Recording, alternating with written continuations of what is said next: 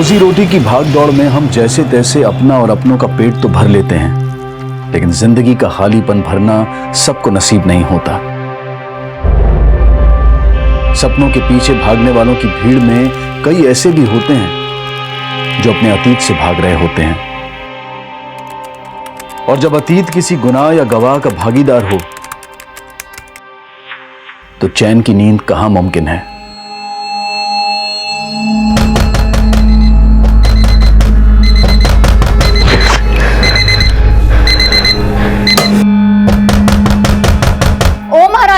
अगर उठ गई हो तो जल्दी से बाहर आ जा, और आज बिना लंच बना ऑफिस गई ना तो घर में घुसने नहीं दूंगी।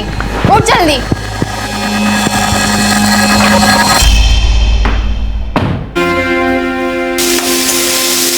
जब आज खौफ से सहमा हो तो कोशिश होती है वक्त से तेज भागकर अपना कल बदलने की।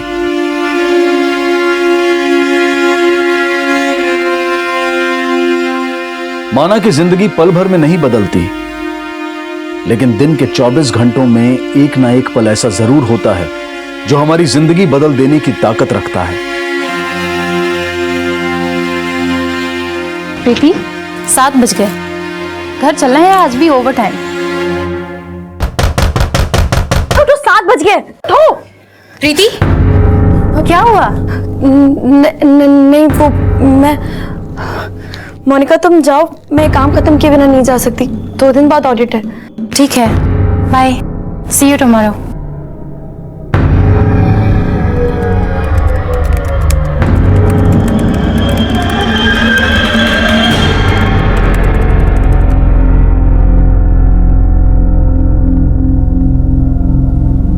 Good night madam. Good night.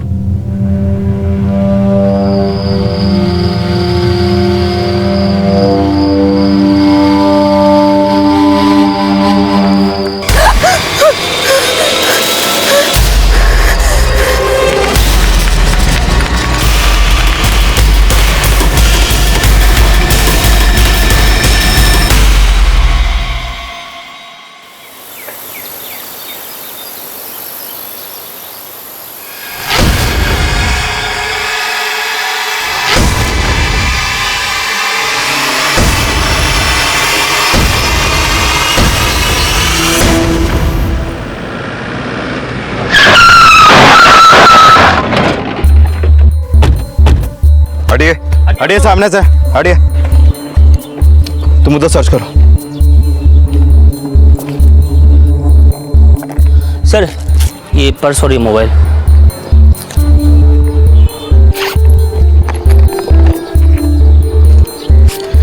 सिर्फ कैश, एटीएम कार्ड सब है इसमें। मोटिव लूट का लगता भी नहीं है। शायद इस लड़की के साथ पहले बलात्कार किया गया और बाद में फिर बड़ी बेरहमी से इसको मार दिया गया। यादव, देखो बैग में कोई आईडी वगैरह है क्या?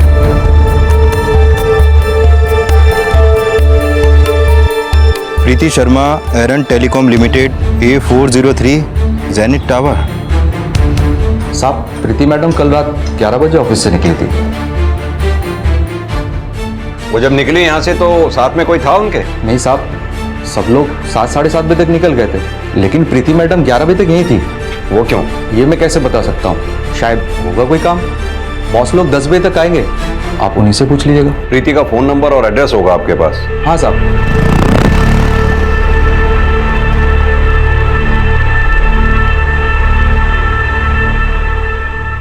आपके बेटे के कहने पर आपको छोड़ रहा हूं। दोबारा अगर ऐसी हरकत की ना तो केस बना दूंगा।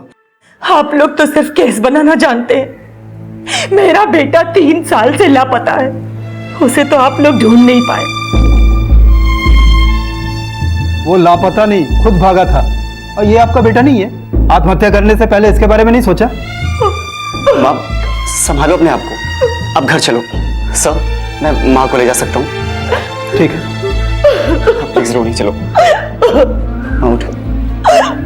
ठीक है सर। प्रीति सेक्टर 26 में अपने कजिन ब्रदर और भाभी के साथ रह रही थी। शनाख्त के लिए उन लोगों को बुला लिया। जैसे ही ऑफिस का स्टाफ आता है सबसे पूछताछ करो। इस ऑफिस से लेके क्राइम सीन तक जहां जहां सीसीटीवी है सबकी फुटेज निकलवाओ। तब तक मैं प्रीति के भैया भाभी से मिलता हूं। सर।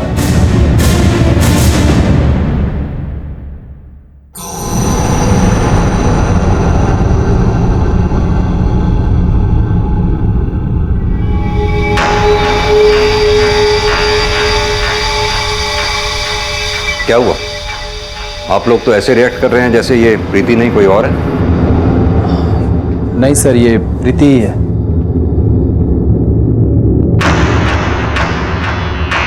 एक तरफ प्रीति की मौत से भी उसके करीबियों की आंखें नम नहीं हुई थी और दूसरी तरफ एक मां अपने लापता बेटे को देखने के लिए इस कदर तरस रही थी कि हताशा में उसने आत्महत्या करने की भी कोशिश की।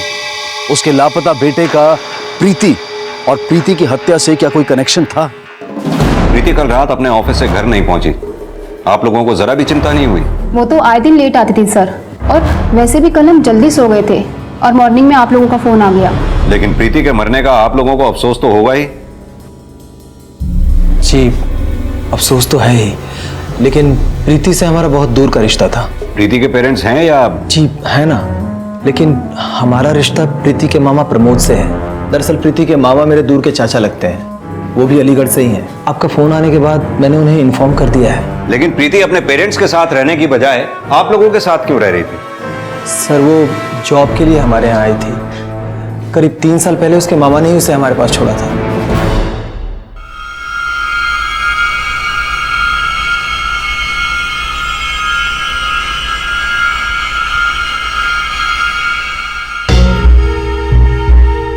प्रीति पिछले 3 साल से आप लोगों के साथ रह रही थी। आपको क्या लगता है ऐसा कौन हो सकता है जो प्रीति से ऐसी दुश्मनी निकाले? सर, अब इसके बारे में तो हमें कोई अंदाजा नहीं है। दुश्मन का अंदाजा नहीं, लेकिन कोई दोस्त, बॉयफ्रेंड? सर, इसके बारे में तो हमें प्रीति ने कभी नहीं बताया कि उसका बॉयफ्रेंड था या नहीं। इनफैक्ट वो अपनी पर्सनल लाइफ के बारे में हमसे बहुत कम बातें करती थी। सर, मुझे नहीं लगता कि प्रीति की लाइफ में कोई बॉयफ्रेंड होगा, क्योंकि वो अपने काम को लेकर फोकस थी। सब मैंने उसे कई बार कहा था कि तुम टाइम पर घर चली जाया करो, पर शायद उसे घर जाना अच्छा नहीं लगता था।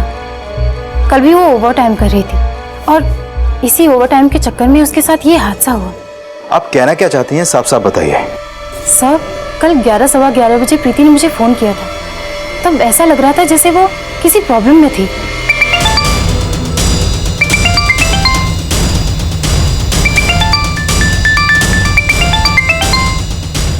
हेलो मोनिका। हेलो प्रीति। हेलो हेलो प्रीति। सब मैंने उसे कॉल बैक किया था पर उसका फोन बंद था। उसने कुछ तो बोला होगा, कुछ तो बताया होगा फोन पे।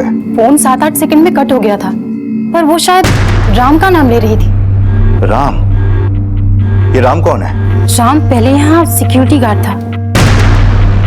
राम काफी टाइम से प्रीति को परेशान कर रहा था।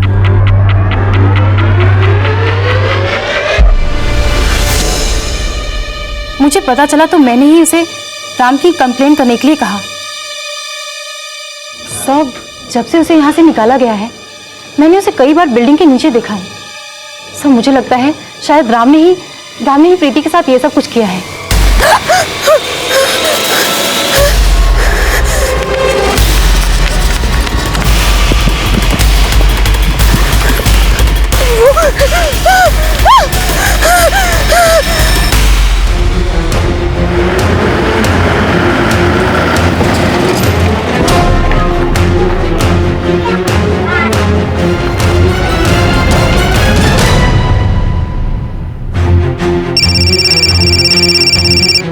हाँ बोलो। सर, प्रीति की जिंदगी में एक खलनायक सामने आया है। कौन?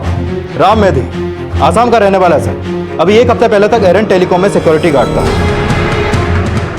प्रीति की ईव टीजिंग कंप्लेंट में बाहर निकाला गया। सर, कल रात उसे प्रीति को ऑफिस के बाहर देखा गया और अभी वो फोन बंद करके गायब है। उसके घर में भी ताला लगा है। मैंने उसके पड़ोसियों से पूछताछ की तो पता चला कि अपना सामान लेकर अभी थोड़ी देर पहले ही अपने घर से निकला है वो। जरूर शहर छोड़कर भागने की कोशिश कर रहा होगा। बस अड्डा, रेलवे स्टेशन सभी पे अलर्ट कर दो। हो सकता है शायद वो खुद मिल जाए या कोई इंफॉर्मेशन मिले। सिक्योरिटी गार्ड राम मेधी के गायब होने की सूचना से पुलिस तुरंत हरकत में आ गई।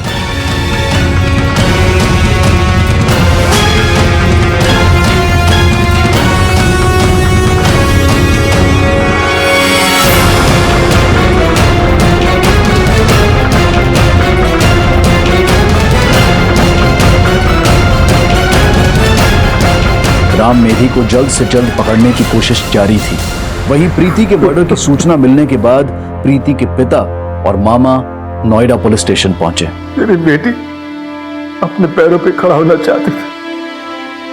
बोली कि पापा मैं जॉब करूंगी। हमें क्या पता था कि उसके सपने ऐसे बिखर जाएंगे कि हमें उसका चेहरा भी देखना नसीब नहीं होगा।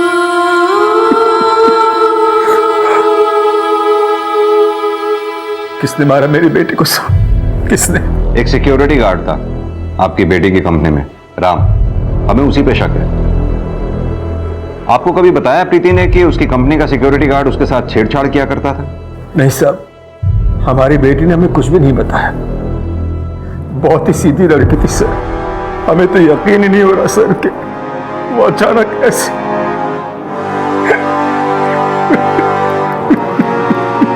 जी जय।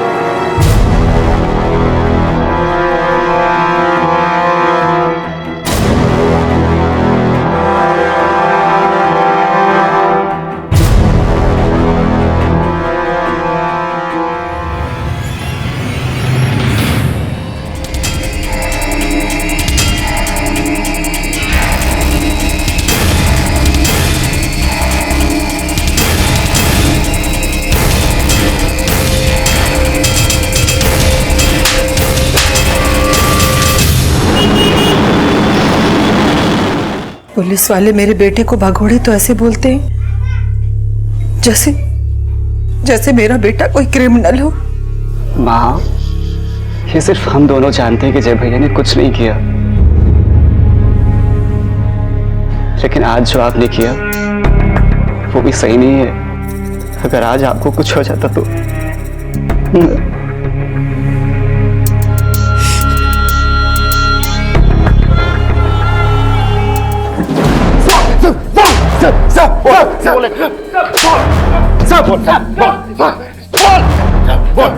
मैंने नहीं मारा प्रीति मैडम। मारा नहीं तो भागा क्यों?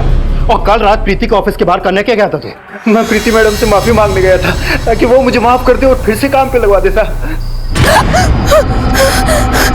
अरे मैडम सुनो सुनो, अरे रुको। लेकिन वो मुझे देखकर भाग गई। उसके बाद मैं वहां से चला गया साहब। फिर सुबह जब मुझे मालूम हुआ कि उनका खून हो गया तो सब मैं डर के भाग गया, क्योंकि मुझे मालूम था आप लोग सब मुझे पे शक करेंगे, लेकिन मैंने प्रीति मैडम को नहीं मारा साहब। मैं सच कह रहा हूँ। खत्म तेरी ऐसे सच नहीं उगलेगा। तोड़ो से और तब तक तोड़ते रहना जब तक सच ना उगले। साहब मैंने नहीं मारा प्रीति मैडम। साहब मैंने नहीं मारे साहब। सर अभी तक राम ने कुछ नहीं उगला, लेकिन बहुत जल्द सब उगल देगा। सर, प्रीति के ऑफिस की बिल्डिंग के बाहर का सीसीटीवी फुटेज प्ले करो। सर।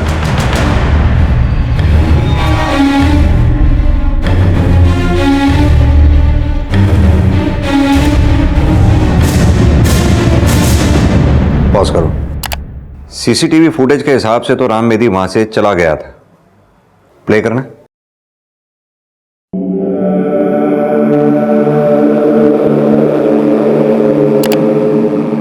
ये कौन? जूम करना। ये राम मेदी के जाने के 47 सेकंड बाद कोई दूसरा आदमी आ गया। चेहरा भी अपना पर्पसली ढका हुआ है। सवाल ये है कि राम मेदी के जाने के 47 सेकंड बाद वाकई कोई दूसरा आया या राम मेदी कपड़े बदल कर आ गया? मैं सच कह रहा हूँ सर, मैंने कुछ नहीं किया सर। मैं सच कह रहा हूँ आपसे सर। राम मेदी का ना तो घर में ऐसी कोई टी शर्ट मिली और ना ही रेलवे स्टेशन में बरामद हुए इसके सामान में है। सर हो सकता है ये राम मेदी ना हो। तो फिर ये है कौन जो राम मेदी के जाने के 47 सेकंड बाद आया और वहां गया जहां राम मेदी से डर के प्रीति छुपी हुई थी?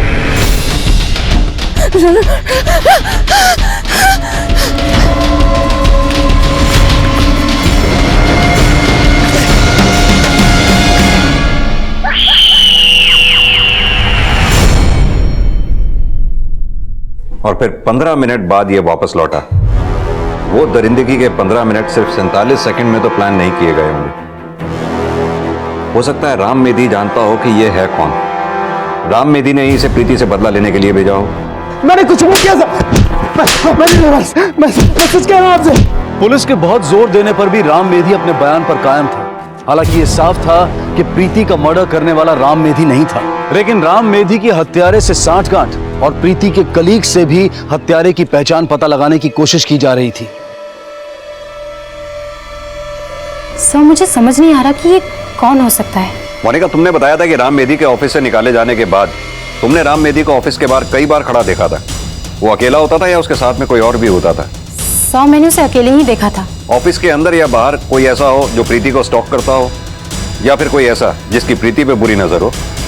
सर, प्रीति 3 महीने पहले तक कस्टमर केयर डिपार्टमेंट में काम करती थी। वो मिस्टर कपूर के अंडर में काम करती थी। सर, प्रीति ने बताया था कि मिस्टर कपूर ने उसके साथ बदतमीजी करने की कोशिश की थी। सर, कुछ पेपर्स पे आपके सिग्नेचर चाहिए था।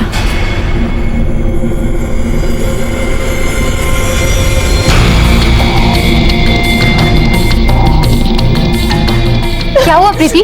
तू रो क्यों रही है? अंदर बॉस ने क्या किया?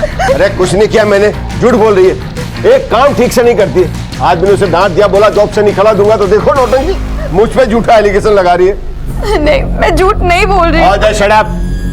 सर, इसके बाद प्रीति खुद जॉब छोड़ना चाहती थी, पर हमारे बॉस ने उसका डिपार्टमेंट चेंज कर दिया था। बॉस कौन?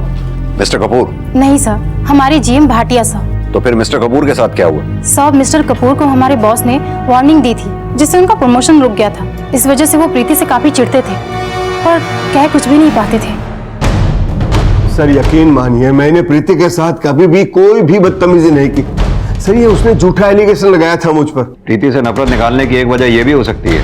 वैसे तुम्हारे बारे में जो कुछ भी पता चला है, उससे लगता नहीं कि प्रीति ने झूठ बोला होगा। सर, उसने झूठ ही बोला है। सर, उसकी वजह से ही मेरा प्रमोशन रुक गया। प्रमोशन तो तुम्हारा क्रिमिनल बनने में हुआ। पहले एक सीधी सादी लड़की को मोलेस्ट करने की कोशिश की और बाद में उसका रेप ही नहीं, उसका मर्डर भी कर दिया। सर, आप ही सोचिए ना, मैं एक बीवी बच्चा वाला आदमी हूँ सर। मैं ऐसी हरकत करके अपनी जिंदगी क्यों बर्बाद करना चाहूंगा? नीयत में अय्याशी और शक्ल पे शराफत, तुम्हारे जैसे लोगों से रोज सामना होता है हमारा। अब सीधी तरह से बताओगे या हम उगलवाएं? सर, जिस रात ये कांड हुआ ना, मैं अपने घर पे था। चाहे तो आप चेक कर लो सर। चेक तो अब तुम्हारा सारा बैकग्राउंड होगा, क्योंकि तुम्हारे जैसे लोग किसी से नफरत निकालने के लिए क्या क्या चालाकियां कर सकते हैं सब जानते हैं। अभी तो तुम्हें जाने दे रहे हैं, लेकिन ये शहर छोड़कर जाना मत। जा सकते हैं आप। तुम्हें इस कपूर पे नजर रखो। सर, प्रीति की पोस्टमार्टम रिपोर्ट का क्या स्टेटस है? अभी तक नहीं आई सर। अगर प्रीति का रेप हुआ है तो डीएनए सैंपल के थ्रू उस रेपिस्ट तक पहुंचा जा सकता है। पुलिस को लग रहा था कि प्रीति की मेडिकल और पोस्टमार्टम रिपोर्ट के जरिए क्रिमिनल को आइडेंटिफाई करने की लीड जरूर मिलेगी, लेकिन प्रीति की पोस्टमार्टम रिपोर्ट ने इस केस को और भी ज्यादा उलझा दिया। सर, ये प्रीति की पोस्टमार्टम रिपोर्ट, इस रिपोर्ट के मुताबिक उसकी मौत उस रात 11 बजे के आसपास हुई और एक्सेसिव ब्लीडिंग की वजह से उसकी मौत हुई। लेकिन सर, सेक्सुअल असॉल्ट का कोई साइन नहीं मिला, यानी उस रात प्रीति के साथ कोई रेप नहीं हुआ। शायद मर्डर करने वाले ने यह विटनेस किया कि राम मेधी प्रीति का पीछा कर रहा था, इसीलिए उसने मर्डर को रेप की शक्ल देने की कोशिश की। लेकिन जिस बेरहमी से उसने प्रीति का कत्ल किया, उसे यह बात तो साफ है कि वो प्रीति को पहले से जानता था और उसने कोई पुरानी दुश्मनी निकाली। सर, जिस रात प्रीति का मर्डर हुआ, उस दिन उसका मैनेजर कपूर शाम 7:30 बजे ऑफिस से निकल गया था और अगले दिन सुबह तक वो अपने घर वैशाली में ही था। सर, हो सकता है उसने इस आदमी को प्रीति को मारने के लिए हायर किया हो। प्रीति का मर्डर करने वाला क्या वाकई किसी का मोहरा था? राम मेधी के बाद अब टेलीकॉम के मैनेजर के कॉल रिकॉर्ड्स और गतिविधियों को भी खंगाला जा रहा था, और मोहरे को प्रीति को मारने की मंशा रखने वाला दोस्त या दुश्मन भी समझा जा रहा था। प्रीति के कॉल रिकॉर्ड्स खंगाले जा रहे थे, लेकिन हत्यारे की पहचान अब भी रहस्य बनी हुई थी। नहीं सर, ये मैं बिल्कुल समझ में नहीं आ रहा है कि ये कौन हो सकता है। देवेंद्र जी, प्रीति पिछले 3 साल से नोएडा में इन लोगों के साथ रह रही थी। इनसे पहले जब तक वो आपके साथ थी, क्या कोई ऐसा था जिसकी मंशा प्रीति को नुकसान पहुंचाने की हो? कोई मनचला दोस्त, कोई बॉयफ्रेंड? नहीं सर, ऐसा तो कुछ नहीं था। अगर होता भी तो वो आपको क्या बताती? मेरा मतलब, एक सिक्योरिटी गार्ड से लेकर एक कंपनी के मैनेजर तक ने प्रीति की नाक में दम कर रखा था। उसने ये बातें आपको नहीं बताई, तो हमेशा आपको सब कुछ बताया हो, इस बात की क्या गारंटी? हमें तो कुछ समझ नहीं आ रहा सर। मेरी बेटी बिल्कुल गाय जैसी थी। क्या पता था कि उसका सीधापन ही उसे खा जाएगा। कभी कभी इंसान की खामोशी ही उसकी दुश्मन बन जाती है। प्रीति की हत्या उसकी खामोशी का ही परिणाम थी, लेकिन प्रीति की खामोशी में किस दर्द की आग छुपी थी? ऐसा कौन सा जख्म था जिसने प्रीति को इतना रिजर्व बना दिया था कि उसके करीबियों से भी पुलिस ये नहीं जान पा रही थी कि प्रीति अपने किस दोस्त या किस दुश्मन के अपराध का शिकार हुई थी।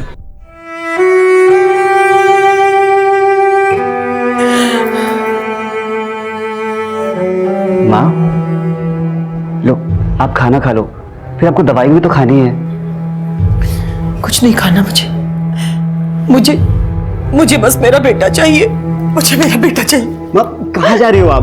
Police station.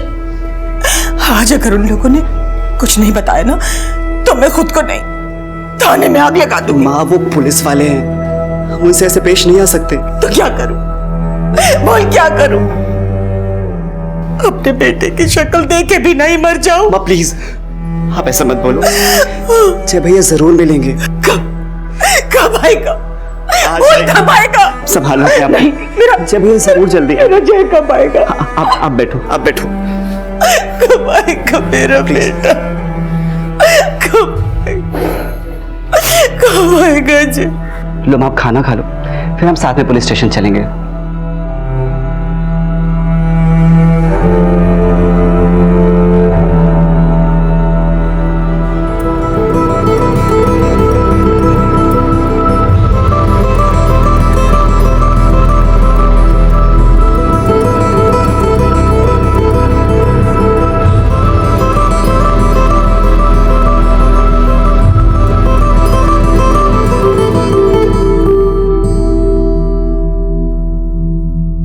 सर अभी तक प्रीति के बारे में जो भी पता चला उससे ये तो साफ है कि प्रीति एक चुपचाप रहने वाली सीधी सादी लड़की थी।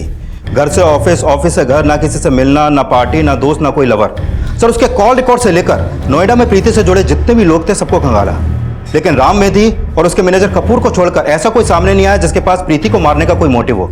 लेकिन सर राम मेधी और उसके मैनेजर कपूर के खिलाफ हमारे पास कोई सबूत नहीं है। सर प्रीति नोएडा में जहाँ रहती थी वहाँ के एक पड़ोसी ने बताया कि प्रीति का अपने कजिन ब्रदर संजय और भाभी अर्चना के साथ अच्छा रिलेशन नहीं था।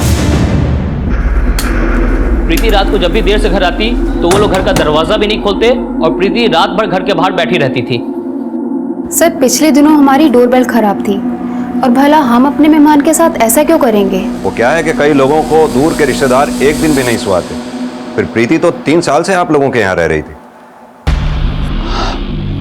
ये सच है सर कि वो हम पर बोझ थी, लेकिन असली बोझ तो अपने पेरेंट्स के ऊपर थी। इसलिए तो उसे अपने से दूर कर दिया और कभी खबर तक लेने नहीं आए। जैसा वो दिखा रहे थे सर ऐसा बिल्कुल भी नहीं थे। लाश तक लेके नहीं गए थे उसकी, यही अंतिम संस्कार कर दिया था। और पापा और मामा के अलावा न माँ, न बहन, न कोई रिश्तेदार, कोई नहीं आया। सर प्रीति के कॉल रिकॉर्ड के हिसाब से उसकी अपने फादर से काफ़ी कम बात होती थी। कहीं ऐसा तो नहीं कि प्रीति के नोएडा में रहने की वजह कुछ और ही है? ये प्रीति के फादर को फ़ोन करके थाने बुलाओ। सर आप जिस नंबर को डायल कर रहे हैं वो इस समय स्विच ऑफ है। सर फोन बंद है।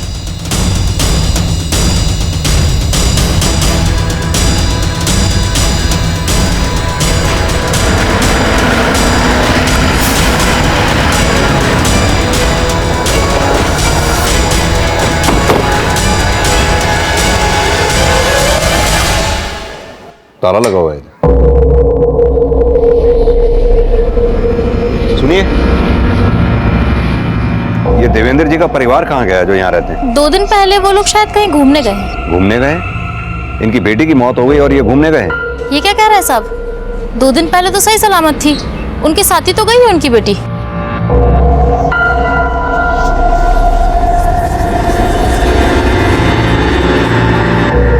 प्रीति नाम है इसका, पिछले हफ्ते इसका मर्डर हो गया। मैं ऐसे नहीं जानती साहब, और मैं तो क्या यहाँ कोई नहीं जानता। देवेंद्र जी की एक ही बेटी है कुसुम। ये प्रीति पिछले 3 साल से नोएडा में रह रही थी। आप बता सकती हैं ये देवेंद्र परिवार यहाँ कब से रह रहा है? 3 साल से वो लोग यहाँ रह रहे हैं। इससे पहले ये लोग कहाँ रहते थे? साहब ये तो नहीं मालूम, लेकिन ये लोग अलीगढ़ से हैं इतना मालूम है मुझे। ये बता सकती हैं इनका मकान मालिक कहाँ रहता है? यहीं पास में ही रहता है साहब।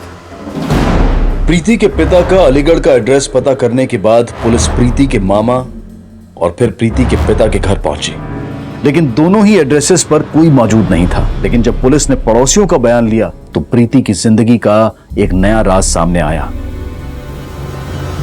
ये आपके पड़ोस में देवेंद्र और उसका परिवार रहा करता था जी। कुछ बताएंगे? 4 साल पहले देवेंद्र की दिल्ली में नौकरी लग गई थी और वो अपनी बीवी और बच्चों के साथ फरीदाबाद शिफ्ट हो गया था। ये उन्हीं की बेटी है?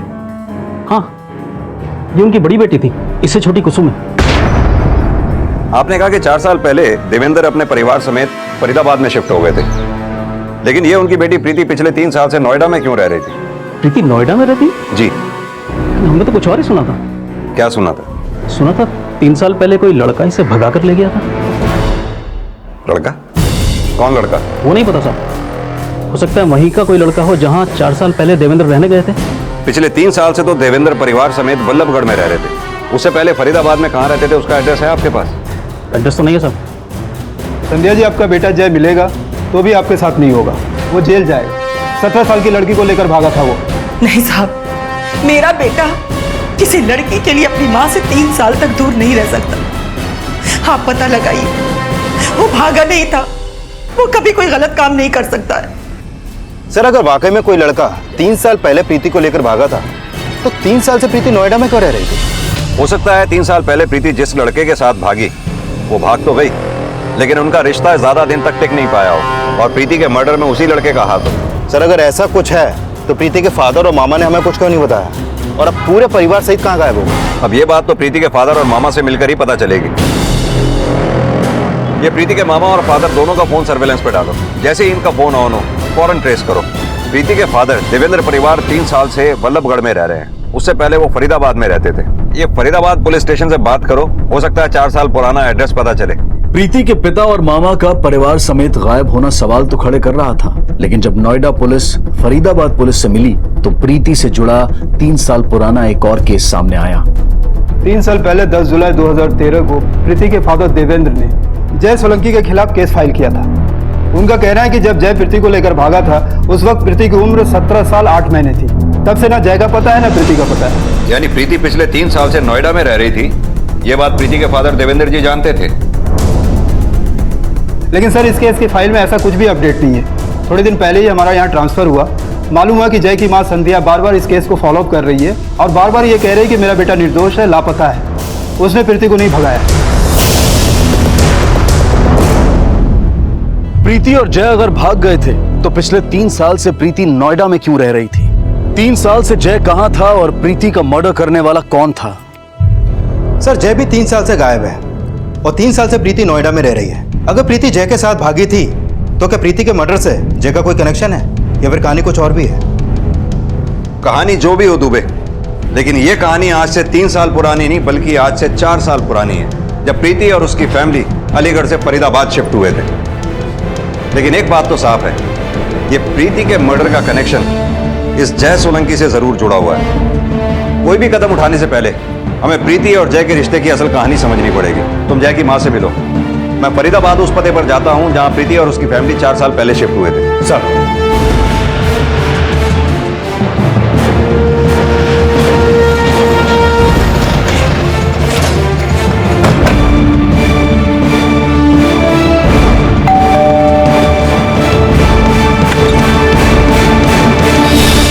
जी सर, 4 साल पहले प्रीति की फैमिली हमारे यहाँ किराए पर रहने आई थी।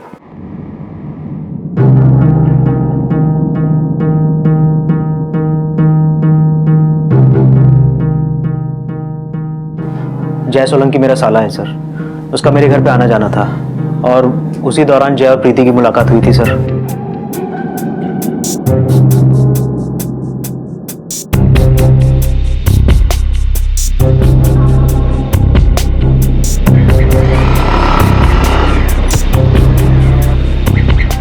सॉरी। It's okay.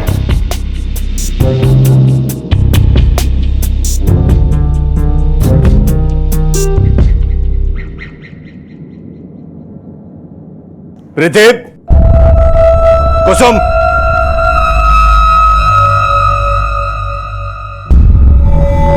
कौन हो तुम? यहाँ क्या कर रहे हो? जय, तू कब आया? अभी आया दीदी। चला अंदर आ।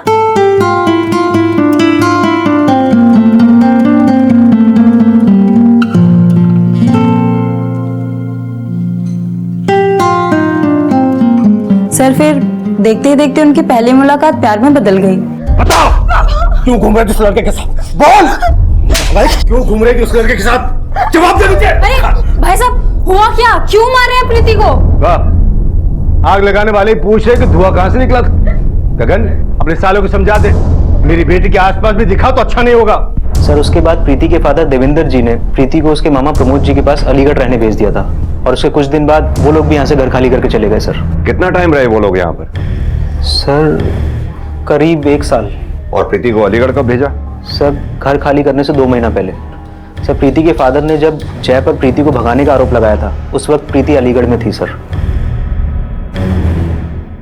माना कि जय प्रीति से बहुत प्यार करता था साहब, लेकिन वो अपनी माँ से और अपने भाई से उतना ही प्यार करता था।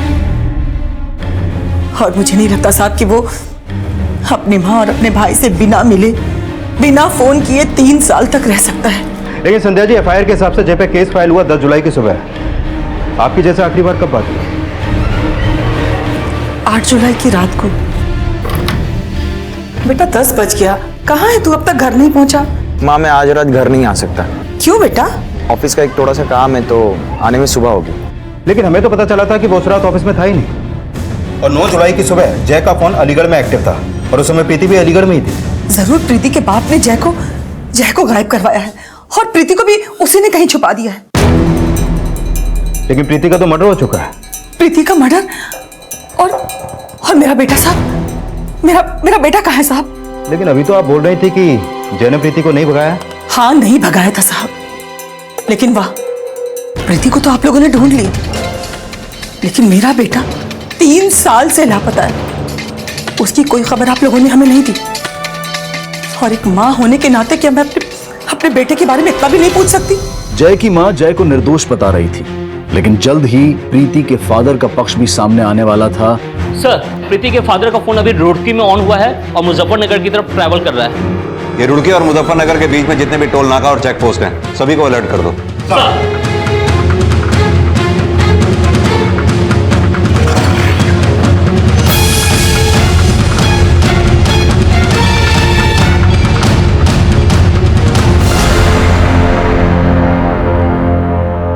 आप गलत समझ रहे हैं सर, हम लोग कहीं भागे नहीं थे।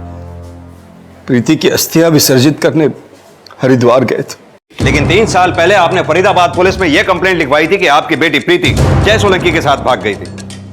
आपने फरीदाबाद पुलिस से प्रीति को ढूंढने के लिए भी कहा था, जबकि आपने प्रीति को नोएडा में छिपा के रखा हुआ था। पिछले 3 साल से क्या छिपा रहे हैं आप लोग? ये सच है सर। 3 साल पहले वो लड़का हमारी बेटी को धोखे से भगा ले गया था। उस लड़के ने हमारी बेटी की जिंदगी खराब कर दी है सर, और इसीलिए हमारी बेटी बहुत ही डरी सहमी रहती थी। मैं आपको ये सब कुछ बताना चाहता था, लेकिन बदनामी के डर से खामोश रहा। बदनामी से डर रहे थे या फिर कोई कांड किया था आप लोगों ने? कांड तो उस लड़के ने किया था सर। 2 दिन तक मेरी बेटी के साथ रेप किया उसने, और फिर उसे बेसहारा छोड़कर भाग गया था। कहां छोड़ के भागा? होटल में। उसने सिर्फ रेप ही नहीं किया, प्रीति प्रेग्नेंट भी हो गई थी। उसका अबॉर्शन करवाना पड़ा था मुझे, और इन सब बातों से वो बहुत ही सहम गई थी सर। मैं किसी को कुछ बता नहीं पाया, क्योंकि अगर पुलिस को सब बताता तो कोर्ट कचहरी के चक्कर काटते काटते मेरी बेटी जीते जी मर जाती सर। इसलिए मैंने उसे सबसे दूर नोएडा भेज दिया सर। मैंने इसलिए भी छुपाया क्योंकि मेरी दूसरी बेटी भी है, कुसुम। अगर लोगों को पता चलता है कि मेरी पहली बेटी के साथ ये सब कुछ हुआ है, तो कुसुम का हाथ कौन थामता? इस वक्त जय कहां हो सकता है? पता नहीं सर, लेकिन वो 3 साल से इसलिए गायब है क्योंकि वो जानता है कि अगर वो सामने आए तो जेल जाने से बच नहीं पाएगा। और मुझे तो ये भी लगा था सर कि प्रीति को मारने वाला जय ही है, क्योंकि वो मेरी बेटी से नफरत करता था। उसके बारे में ये सब कुछ मैं आपको पहले बोल नहीं पाया सर। क्या लगता है दुबे, ये प्रीति का फादर देवेंद्र कोई कहानी बना रहा है या सच कह रहा है कि जय ने प्रीति का रेप किया और फरार हो गया? सर 3 साल पहले 9 जुलाई सुबह 3 से 7 बजे तक जय का फोन और प्रीति के पुराने नंबर की फोन लोकेशन अलीगढ़ की थी, और 12 जुलाई को प्रीति नोएडा गई। लेकिन प्रीति के फादर के मुताबिक जय ने 2 दिन तक प्रीति के साथ रेप किया। सर हो सकता है जय इसलिए गायब है क्योंकि वो जानता था कि सिर्फ किडनैपिंग के चार्ज में ही नहीं बल्कि रेप के चार्ज में भी वो अंदर जाएगा। अगर जय जानबूझकर गायब है तो हो सकता है उसने ये भी पता कर लिया हो कि प्रीति नोएडा में रह रही है।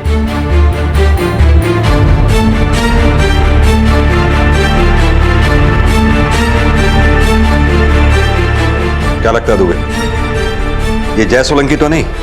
सर अगर ये वाकई में जय सोलंकी है तो एक बात अजीब है, 3 साल तक इसने ना तो अपनी माँ से कोई कांटेक्ट किया और ना ही अपने भाई अजय से। हो सकता है जय की माँ और भाई जय के कांटेक्ट में हो और उसका राज छुपा के उसे बचाने की कोशिश कर रहे हो। वो जानते हो कि जय ने प्रीति को भगाया ही नहीं बल्कि उसका रेप भी किया और बाद में उसका मर्डर भी किया। और 3 साल से हमें वो ये दिखाने की कोशिश कर रहे हैं कि जय प्रीति के फादर देवेंद्र की साजिश का शिकार है। दुबे, जय की माँ, भाई, प्रीति का बाप, मामा, सबके पिछले 3 साल के कॉल रिकॉर्ड्स निकलवाओ, देखें किसकी कहानी सच्ची है और किसकी झूठी। और हाँ, फरीदाबाद के पुराने केस की फाइल निकालो और दोबारा से चेक करो, पता तो चले किसकी स्टेटमेंट सही है और किसकी गलत। दोनों तरफ से हमें कंफर्म करना होगा। सर, प्रीति की हत्या ने 3 साल पुराने उस केस को फिर से जिंदा कर दिया जिसमें पिछले 3 साल से जय सोलंकी को एक आरोपी मानकर ढूंढा जा रहा था। जय अब कहां था, ये जानने के लिए जय और प्रीति से जुड़े हर शख्स का बयान एक नए नजरिए से लिया जा रहा था। सर, प्रीति के फादर देवेंद्र ने बताया था कि 12 जुलाई को प्रीति उनसे होटल में मिली थी, लेकिन 12 जुलाई को तो प्रीति के फादर की फोन लोकेशन अलीगढ़ की थी। साहब, मैं जल्दी में फोन अपने घर पे ही भूल गया था। लेकिन उस दिन तुम्हें होटल से कोई फोन नहीं आया था, जैसा कि तुमने कहा प्रीति ने तुम्हें होटल से कांटेक्ट किया था। हाँ, शायद फोन प्रीति की मामा को गया था। अब झूठ बोलने की कोई गुंजाइश बची नहीं है। हाँ यादव सर, जय के भाई अजय की एक इंफॉर्मेशन हाथ लगी है। बेटे ने क्या किया? मैंने किया। प्लीज मुझे छोड़ो सर, प्लीज मुझे छोड़ो सर, प्लीज नहीं बोले, प्लीज मेरी माँ के लिए, प्लीज सर, प्लीज सर। तुम्हें तुम्हारी माँ की फिक्र है, लेकिन तुम्हारे भैया को तुम्हारे माँ की फिक्र थी? सर भैया माँ पे जान छिड़कते थे। तो फिर कहाँ गायब है तुम्हारे भैया 3 साल से? सर 3 साल से यही सवाल तो हम आपसे कर रहे हैं। और यही सवाल तुम पूछना चाहते थे प्रीति से, क्यों? यादव,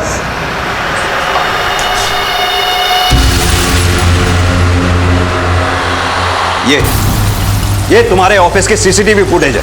जिस रात प्रीति का मर्डर हुआ तुमने यही टी-शर्ट पहनी थी। अब बता, सच क्या है? भैया के गायब होने के 3 साल बाद मैंने प्रीति को देखा था और मैं उससे जानना चाहता था कि मेरे जय भैया कहाँ हैं। और उस रात उसके ऑफिस के बाहर मैं उसके आने का वेट कर रहा था। अरे मैडम सुनो, अरे रुको।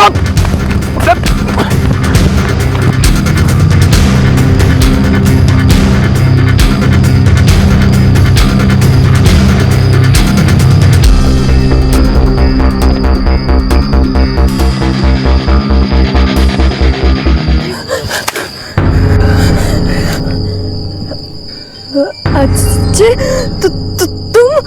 प्रीति, तुम मुझे पहचान गई हो तो ये बता दो, मेरे जय भैया कहाँ हैं? मैंने पूछा जय भैया कहाँ हैं? बोलो प्रीति। तुम्हारे पापा ने जय भैया के खिलाफ केस फाइल किया है, क्यों तुम्हें भगा के ले गए? प्रीति बोलो कहाँ है जय भैया, बोलो।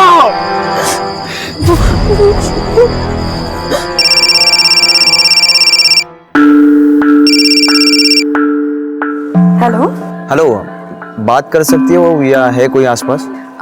घर पर तो कोई नहीं है, मामा मामी शादी में गए, वो कल सुबह आएंगे। इतनी अच्छी न्यूज़ तुम अभी बता रही हो? मैं आ रहा हूँ वहाँ पे। नहीं जय, किसी ने देख लिया तो? कुछ नहीं होगा प्रीति, मैं आ रहा हूँ बस। जय,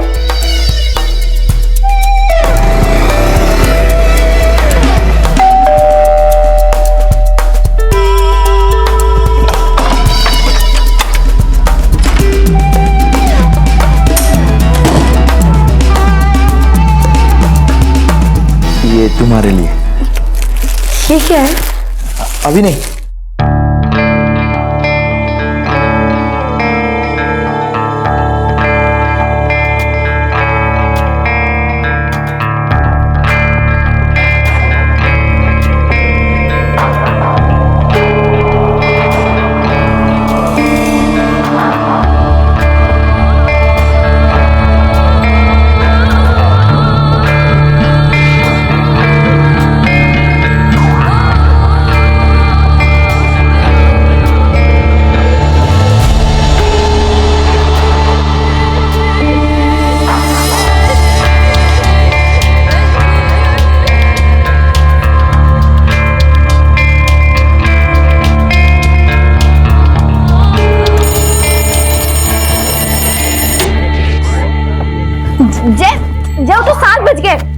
जय उठो।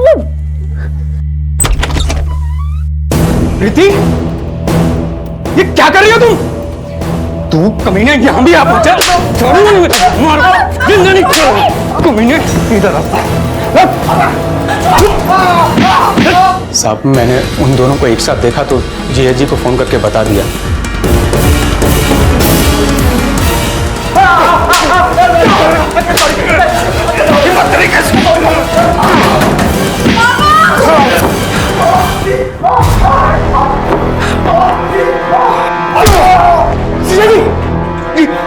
ये क्या कर दिया आपने?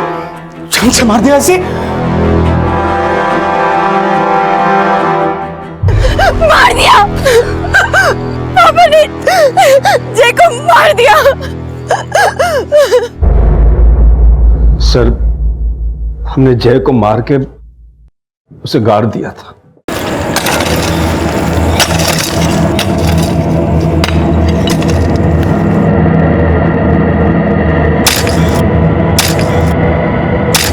तेरे बाप ने जय भैया को मार दिया और तू 3 साल से। अजय मुझे माफ कर दो, मैं ये बात किसी को नहीं बता पाई।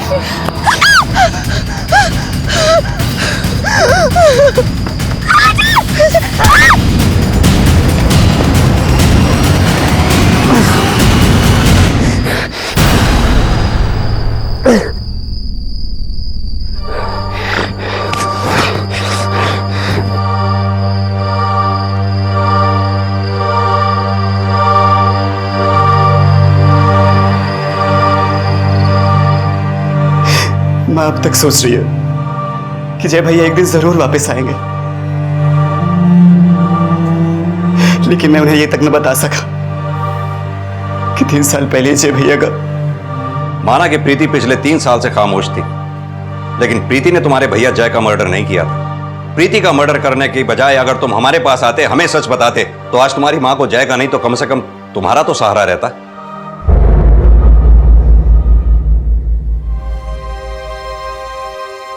सच जब झूठ से ढका हो तो भ्रमित वो आशाएं होती हैं जो किसी को खोकर उसको पाने की उम्मीद नहीं छोड़ती।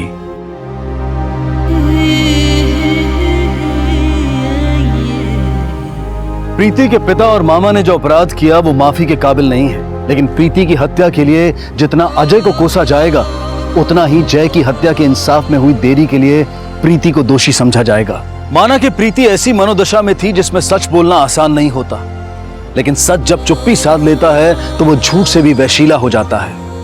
और चुप्पी को अपने दर्द की दवा समझने वाले अक्सर ये नहीं सोच पाते कि असल में चुप्पी ही उनके दर्द की वजह होती है। अब मैं अनूप सोनी आपसे विदा लेता हूं, फिर मुलाकात होगी अगले एपिसोड में एक और चौंका देने वाले केस के साथ। तब तक अपना और अपने परिवार का ख्याल रखें और देखते रहें क्राइम पेट्रोल डायल 100। सबक एक को सीख हम सबको। जय हिंद।